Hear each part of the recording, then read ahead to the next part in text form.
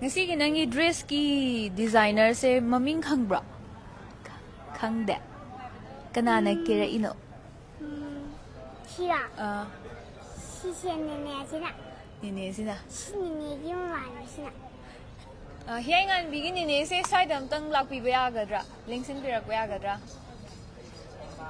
mama ama se kanana man nene na hai nene dom ta lakpi une nene se masak yam phasai ko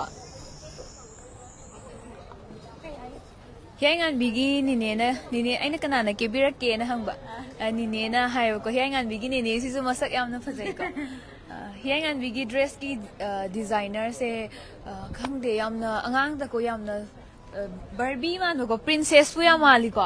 mamangi ko gi mut nai draba nu shiba film Lkpa do adudana gown black machu sele ko adu ngasi white je nang na khalira kakanaw bana adu kanana nine na ki biru ro nang singasia masak yam phajaye ba pura princess akhoi gi Barbie da uba Cinderella male ko nang sa ado nang horen hayeng habadi chakau ba jatkadra chattoina chakau ba gi nang kari piyo na bubu hoy da hai gerga mama de yengi ji dressing table piyo hai gra Hiyainganbi se ko khoi gi Ningol chakau ba chatpa gi dressing table piyo na order habadi ma demand tausan gre bubu hoy da mama gi mapam bubu hoy se kailam dono khangbra Khangya kailam dono Lala nade wangkhaida is pura lai sabi ni ko mana oi se wangkhaida ko nang chakau ba chapa da kai se toino Khangde Phanek chatoin is phanek se toina adudi nang chakau ba chapa no mit ki blog ama sema ko video ama sema ko Hoi ado ngasi gi film se nungai ni yeng thoro aduga horen stage ta ka khatpa da skirt to smai thang laga Barbie gi type chatlaga thola ko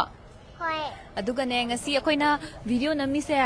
Kwakeithel 360 ko weba ko Kwakeithel 360 gi mayam da ne hi mayam am da tausan biro Hi ma'am aigi ming nangi ming so hairo Ai mina Hiyainganbi ko we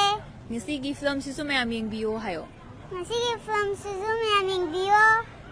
ai sa su yaw jai Ai sa siyaujay mayam na support to biro mo Mayam na support o biramo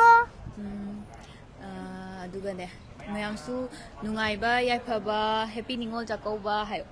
Mayam su yaifaba nungai ba Yaifaba nungay ba happy Ningol chakau ba Happy Ningol chakau ba Hiyainganbi na ngang ba se yam na nungsidra mayam horen ne si se Kwakeithel 360 harga ne horen yeng uka nang ga ai che ga yawar do ne thank you Hiyainganbi